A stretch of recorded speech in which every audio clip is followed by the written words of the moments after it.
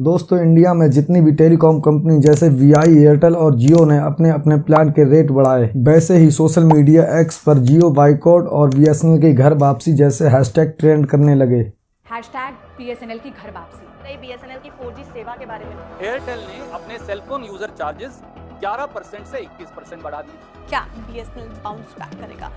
अगर आप दूसरी कंपनियों को छोड़कर बीएसएनएल के इस प्लान को अपनाते हैं, आदि अंबानी जी कर रहे हैं, पैसे हम भर रहे हैं। आज की इस वीडियो में मैं आपको ये अच्छे से एक्सप्लेन करके बताऊंगा एयरटेल, वीआई और जियो जैसी टेलीकॉम कंपनी ने अप टू 25% प्लान्स की रेट क्यों बढ़ा दिए और सरकार ने इसके खिलाफ कोई कदम क्यों नहीं उठाया। क्या मुकेश अंबानी की जियो हमारी इसी तरह से जेबें खाली करती रहेगी? दूसरी कंपनियों के मुकाबले टेलीकॉम सेक्टर में बीएसएनएल ही पीछे क्यों रह गया? क्या बीएसएनएल की बर्बादी के पीछे भारत सरकार का हाथ था? और लास्ट क्वेश्चन, इन सारी टेलीकॉम कंपनी की मोनोपोली खत्म करने के लिए हमें क्या करना होगा? क्या बीएसएनएल इनका कंपटीटर हो सकता है? इन्हीं सारे सवालों के जवाब जानेंगे आज की इस वीडियो में। हमारे देश में 140 करोड़ आबादी है, लेकिन टेलीकॉम सेक्टर में 3 ही कंपनी पॉपुलर हैं, वीआई, जियो और भारती एयरटेल। 3 और 4 जुलाई को इन सारी टेलीकॉम कंपनी ने अपने अपने रिचार्ज के प्लान की कीमतें बढ़ा दी। सबसे बड़ा प्राइस हाइक इनके एनुअल प्लान में देखने को मिला। जैसे जो एनुअल प्लान पहले 2999 का था, बाद में वो बढ़कर 3599 का हो गया। मतलब सीधा पूरा 600 रुपए ही बढ़ा दिए। बाकी मंथली प्लान के रिचार्ज भी महंगे हुए। जैसे 299 वाला रिचार्ज 349 का मिलेगा, 239 वाला प्लान 299 में मिलेगा। जब लोगों ने रिचार्ज प्लान की बढ़ती हुई कीमतों को देखकर सवाल उठाए तो इन सारी टेलीकॉम कंपनीज की तरफ से एक ही जवाब आया। कंपनी ने सिर्फ ये कहा, हेल्दी एआरपीयू को मेंटेन रखने के लिए सारे रिचार्ज के प्लान की कीमतें बढ़ाना बहुत जरूरी है। अब दोस्तों एआरपीयू का मतलब होता है एवरेज रेवेन्यू पर यूजर। कंपनी ने कहा टेक्नोलॉजी और 5G स्पेक्ट्रम में इन्वेस्ट करने के लिए ये प्राइस हाइक बहुत जरूरी है। क्या सच में दोस्तों टेक्नोलॉजी को इंक्रीज करने के लिए इन कंपनियों ने प्राइस हाइक किया है, या फिर खुद की जेबें भरने के लिए सारे प्लान्स के रेट बढ़ा दिए? क्योंकि भारत के minister of communication Jyotiraj Scindia को भारतीय ट्रेड यूनियन सेंटर ने एक लेटर लिखा। इस लेटर में इन सारी कंपनियों के प्राइस हाइक के बारे में बीएसएनएल के एम्प्लॉयज का कंसर्न बताया गया था। इसमें बताया गया ये प्राइवेट कंपनियां अपने मनमाने तरीके से प्राइस को बढ़ा रही हैं और जो सरकारी कंपनी है बीएसएनएल वो इनके सामने कॉम्पिटिट करने में प्रॉब्लम फेस कर रही है। और दोस्तों इस लेटर में जो सबसे इम्पोर्टेंट चीज है वो ये मेंशन की गई थी, फाइनेंशियल ईयर 2023-24 में रिलायंस जियो ने नेट 20,607 करोड़ का प्रॉफिट किया, वहीं एयरटेल ने 7,400 करोड़ का प्रॉफिट किया। दोस्तों ये एक अच्छा खासा प्रॉफिट होता है किसी भी कंपनी को बढ़ाने के लिए। इसीलिए एआरपीयू की आड़ में जो प्राइस हाइक किए जा रहे हैं वो एक मिसलीडिंग स्टेटमेंट है। इसके साथ ही हमें 3G से 4G BTS में अपडेट करने के लिए परमिशन नहीं दी जा रही। ये सारी चीजें उसी लेटर में मेंशन की गई थी जो टेलीकॉम मिनिस्टर को लिखा गया था। इतनी सारी कंट्रोवर्सी होने के बाद में जो गवर्नमेंट ने आंसर दिया वो भी बहुत शॉकिंग था। 5 जुलाई 2024 को मिनिस्ट्री ऑफ कम्युनिकेशन ने एक नोटिफिकेशन जारी किया। इन सारी कंपनियों के रिचार्ज में जो प्राइस हाइक हुआ है वो मार्केट की फोर्सेस की वजह से हुआ है। इसमें गवर्नमेंट का कोई रोल नहीं है, इसमें गवर्नमेंट कुछ नहीं कर सकती, ये ट्राई के अंदर हुआ है। दोस्तों मैं आपको बता दूं, ट्राई एक ऐसी ऑर्गेनाइजेशन होती है जिसके अंदर सारी टेलीकॉम कंपनीज वर्क करती हैं। इसके साथ ही गवर्नमेंट ने यह भी कहा 5G स्पेक्ट्रम में इन कंपनियों का काफी खर्चा हुआ है। गवर्नमेंट के इस स्टेटमेंट से हर आदमी समझ सकता है गवर्नमेंट भी इन्हीं टेलीकॉम कंपनी के फेवर में बोल रही है। दोस्तों आगे हम बीएसएनएल के बारे में भी बात करेंगे। जियो जब मार्केट में आया था तो उसने अपने कस्टमर को अनलिमिटेड कॉलिंग और अनलिमिटेड डाटा दिया था। सब लोगों को डाटा यूज करने की ऐसी लत लगवा दी जैसे नशेड़ी को नशा करने की लत लग जाती है। लेकिन इसके अलावा यहाँ पर यह भी सच्चाई है कि हमें 1 GB डाटा यूज करने के लिए 2016 से पहले 100 या 200 रुपए का रिचार्ज करना पड़ता था। उस समय जियो ने अपने कस्टमर्स को फ्री डाटा देकर कोई एहसान नहीं किया था, बल्कि वो सब जानते थे कि हम अभी इसे फ्री करके बाद में काफी पैसा कमाएंगे। दोस्तों अब आते हैं बीएसएनएल के टॉपिक पर। आखिर ये कंपनी बर्बाद क्यों हुई? इसके बहुत सारे कारण हैं, लेकिन मेन 3 ही कारण बताए जाते हैं। सबसे पहला कारण है स्लो डिसीजन मेकिंग। इस कंपनी को दूसरी टेलीकॉम कंपनी की तरह ग्रो करने के लिए जल्दी जल्दी फैसले नहीं लिए गए। इस कंपनी के कस्टमर्स की नीड को नहीं समझा गया और जो इस कंपनी में नेसेसरी इक्विपमेंट थे जिसकी वजह से कस्टमर्स को प्रॉब्लम फेस हो रही थी वो भी नहीं बदले गए। इस कंपनी के बर्बादी के पीछे एक और मेन रीजन था, ये गवर्नमेंट कंपनी थी और गवर्नमेंट ने इस पर बिल्कुल ध्यान नहीं दिया। और तीसरा सबसे इम्पोर्टेंट रीजन था जियो का लॉन्च होना। इस कंपनी के बर्बादी के के पीछे जो थोड़ी बहुत कसर थी वो जियो ने लॉन्च होने के बाद में पूरी कर दी। हम सब जानते हैं जियो के ऑनर मुकेश अंबानी के पास काफी सारा पैसा है। उसने इंटरनेट फ्री कर दिया, कॉलिंग फ्री कर दी, यहाँ तक कि एयरटेल, वोडाफोन, आइडिया जैसी कंपटीटर्स को खत्म कर दिया। मजबूर होकर इन सारी कंपनियों ने अपने रिचार्ज प्लान्स को कम करके जियो के बराबर कर दिया था। खैर दोस्तों, इन बीते 3-4 सालों में बीएसएनएल को ग्रो करने के लिए गवर्नमेंट ने कुछ ऐसे स्टेप्स उठाए हैं। 2019 में सेंट्रल गवर्नमेंट ने बीएसएनएल को रिवाइव करने के लिए रिवाइवल प्लान बनाया था। गवर्नमेंट ने 2022 में 1.46 लाख करोड़ का बीएसएनएल में इन्वेस्ट करने का बजट अप्रूव किया था। उससे अगले ही साल 2023 में बीएसएनएल को गवर्नमेंट ने 89,000 करोड़ का रिवाइवल पैकेज दिया था। अगर दोस्तों आने वाले 1-2 सालों में बीएसएनएल 4G और 5G स्पेक्ट्रम पर अच्छा काम करता है और वो अपने कस्टमर्स के यूजर बेस को इंकरेज करता है तो जियो, वीआई और एयरटेल जैसी प्राइवेट कंपनीज को वो अकेले ही टक्कर दे सकते